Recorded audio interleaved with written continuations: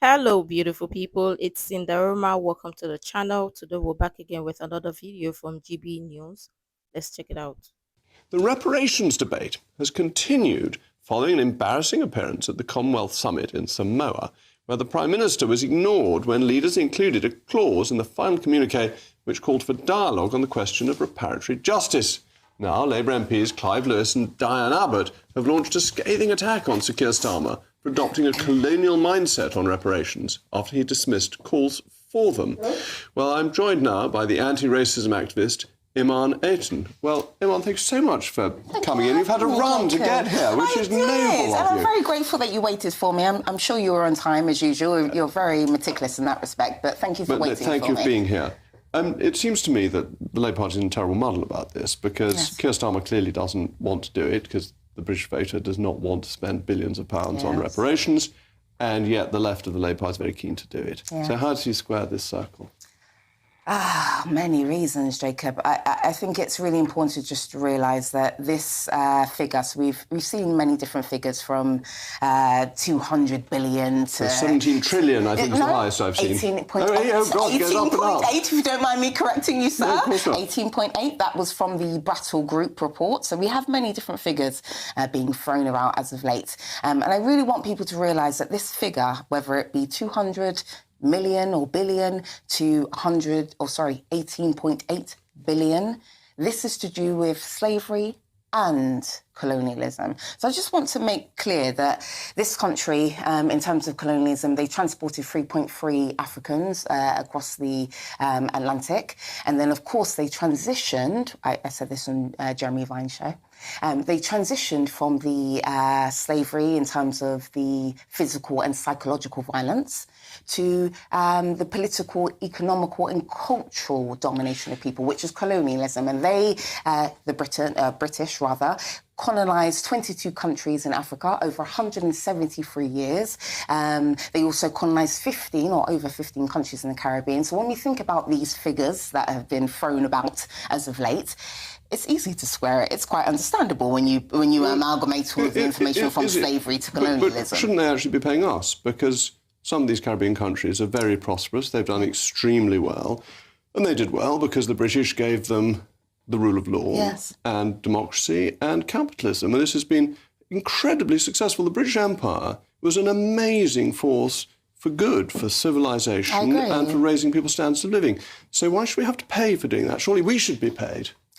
I think that's a very bold question to ask a strong black woman on your channel, Jacob. And I'll actually pose a question to you. Would you say that about Jews? So I'll just give the context. First and foremost, one could easily argue that the Jewish community, the Israeli Jews, benefited from the Holocaust and But I don't think you could. I think allow me to finish. Allow me to finish. Let me bring it home, Jacob. Let me bring it home. Always use the race card or play victim card because these are the marketable cards that sell. Obviously, victimhood and racism or race card is something that is going to sell for a really long time because people are paid tons of money to promote or sell it. Talk about reparation of slavery. Slavery did not happen to only one group of people. Talk about the Holocaust. The Holocaust happened to group of people which wasn't okay. Slavery too wasn't a nice thing, but it so happened. But talk about the Holocaust. The Holocaust and slavery are not the same. The fact that people try to compare both to think they are the same is what is not making sense. How do you justify, or how do you say something that happened to everybody? So where is the comparison in both? Where is it? But obviously, give in to the victim mindset, sell it to people who are going to buy it, or guilt trick some people, sell it to people. It's not making sense. When are people going to stop this victim mindset? It's becoming so exhausting. Let me bring it home. They benefited from Holocaust and Hitler due to the fact that they were given the state of Israel, their life expectancy improved, and last but not least, their GDP improved. Israel's GDP improved as a result of Germany giving reparations in 1952. So would you say on national TV about the Jews that they should be happy and should be thanking Hitler and the Holocaust, Amy and David, for what they have gone through because they have benefited in terms of money? I would argue that Amy and David, Jacob wouldn't say this about Jews, but he's saying it about black people. So let me know what you're saying here, Jacob. I'm saying it about the whole history of the British colonies, which was stunningly successful. What you've said about the Holocaust is just nonsense. Amy, he's ignored that, hasn't he? No, I'm answering it. Point, because the British, in the Balfour Declaration, said there should be a homeland for the Jewish people before the Holocaust. That wasn't a consequence of the Holocaust. It was British policy beforehand. Okay, so what you're saying is simply historically wrong. No. If you're going to say that I'm historically wrong, no problem. Let's go back to slavery and the topic under discussion. Let's go back to what we're talking about. Me to ignore your point. I want to address the point that you just made. And it wasn't just to do with the Balfour Declaration. Let me just be clear. Their life expectancy, Jewish people's life expectancy was ruined because they were all killed. It improved due to the fact they were given the state of Israel. I'm afraid your argument is unbelievably... And Israel was given reparations in 1952 and their country improved and thrived as a result. So even if you want to ignore the fact that they were given the state of Israel, we have to acknowledge the fact that Jewish people's life improved and the country The only comparison as a result in terms is of that Israel was the Palestine mandate and was run by the British. So if it's a success of Britain, not anything to do with the horrors of Germany. But it's the British who stopped slavery. No country in the world had ever tried to stop slavery before the British did it in the beginning of the 19th century. That's actually inaccurate. Who tried to stop it? Okay, so first and foremost, let's just deal with the fact. I appreciate that, and you know what, I don't want to be combative. It's a natural state of mind when dealing with these types of arguments.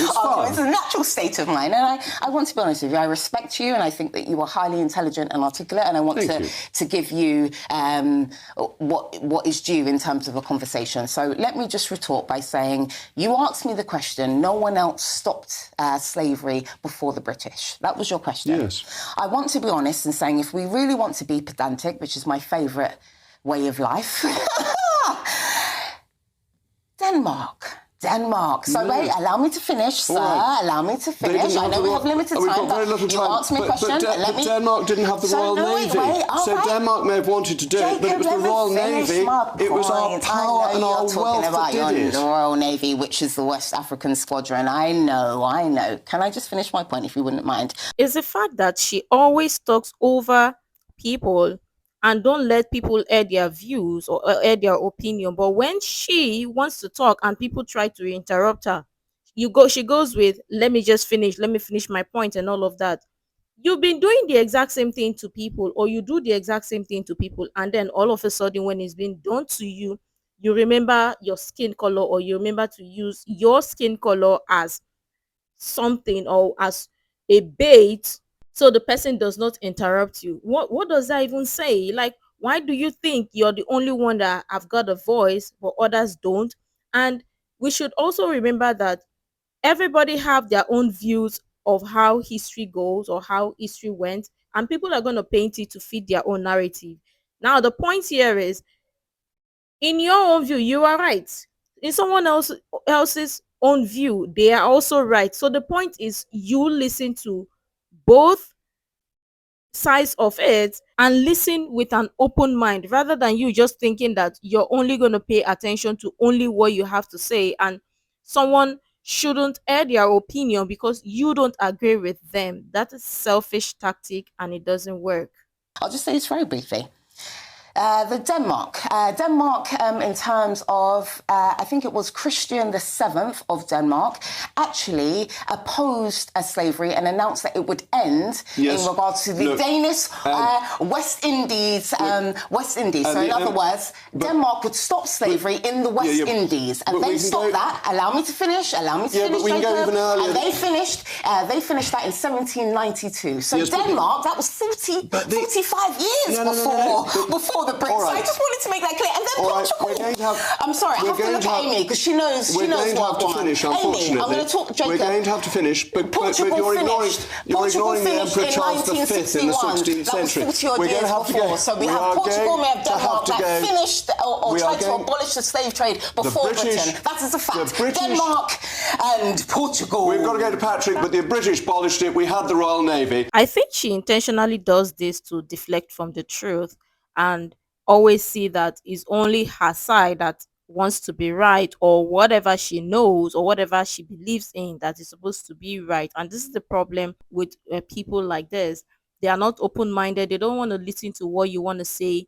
If you say something, they interrupt you. As long as they don't agree with your views, they interrupt you. And if you try to interrupt them, then they start screaming, yelling at the top of their voice, because that is all what they know. They don't know how to have a civil conversation or civil debate without yelling at the top of their voice, so that it's only their voice that would be heard.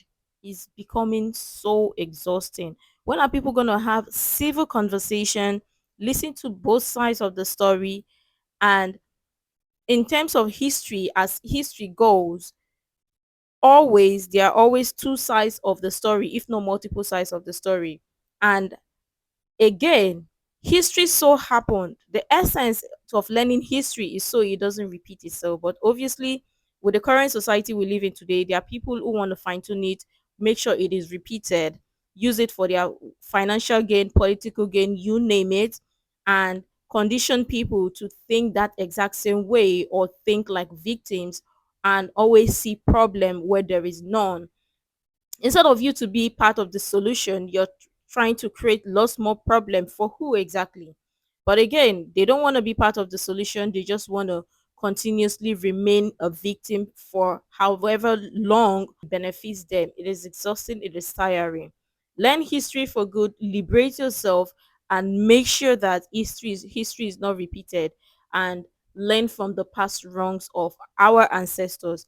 I don't see people talk about healing from the things that happened in the past. Yeah, there's some people who are devising or finding a means to heal, but at the same time, we need to work together collectively to heal, rather than some particular group of people looking for ways to divide people and guilt tricking them to condition them to be victims based on something that happened to ancestors that have long gone. Your ancestors died for your freedom. The essence of you living today and being free today is for you to make your ancestors proud, not be victims of the past things that happened to them. But let me know what your thoughts are in the comments down below. I'm sure tons of people have interesting things to share. I really love you to share that. Can share the useful information you think might be really helpful. Make sure to like, comment, and subscribe and all of the stuff. And until next time, see you in the next video.